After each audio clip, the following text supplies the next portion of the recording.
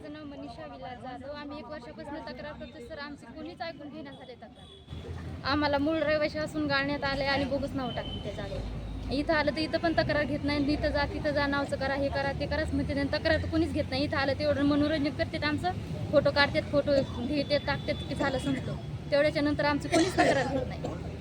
तक्रार घेऊन जायचं तरी कुठं आम्ही? इथं जा तिथं जा नुसते नाव सांगते, पण असं मेन नाव कोणी सांगत नाही की इथं जा तुमची तक्रार नोंदवली जाईल म्हणून. असं कोणीच म्हणत नाही.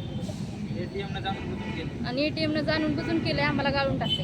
आम्ही मूळ रहिवाशी आहेत. आम्हाला काढून आमच्या शेजारचे घर गेलं पण आमचं गेलं नाही. आम्ही रहिवाशी असून आणि बाहेरचे लोक आणून टाकले तिथं आमच्या जागेवर.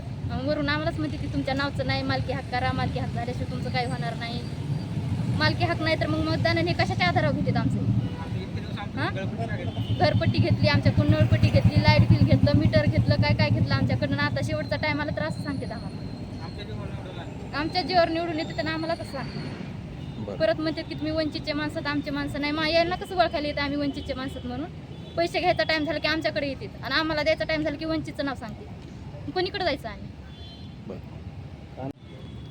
मंठा तालुक्यातील पाटोदा साठव तलावाच्या बाधित असलेले लिंबेवडगाव या ठिकाणी आमदार बबनराव लोणीकर यांच्या ताब्यात ती ग्रामपंचायत असल्यामुळं ग्रामपंचायतचे जे सरपंच आहेत, ग्रामसेवक आहेत आणि परतूर उपविभागीय अधिकारी पद्माकर गायकवाड आणि जे काही कार्यकारी अभियंता आहेत लघु पाटबंधारेचे, यांच्या सगळ्यांच्या संगनमताने प्रचंड असा घोटाळा या गावामध्ये अनुदानाचा झालेला आहे.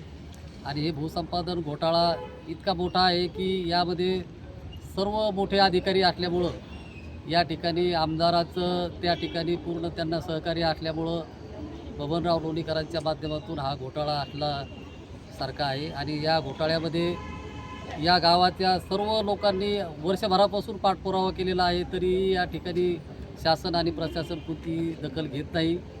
या ठिकाणी आजच्या आपल्या या माध्यमातून आम्ही सांगणार आहोत की या प्रकरणामध्ये जर बबनराव लोणीकरांच्या माध्यमातून जे काही SDM आहेत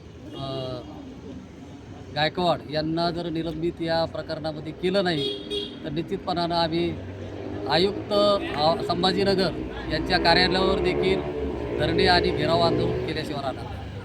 नाव काय आपलं? दीपक डोके, वंचित बहुजन आघाडी, मराठवाडा.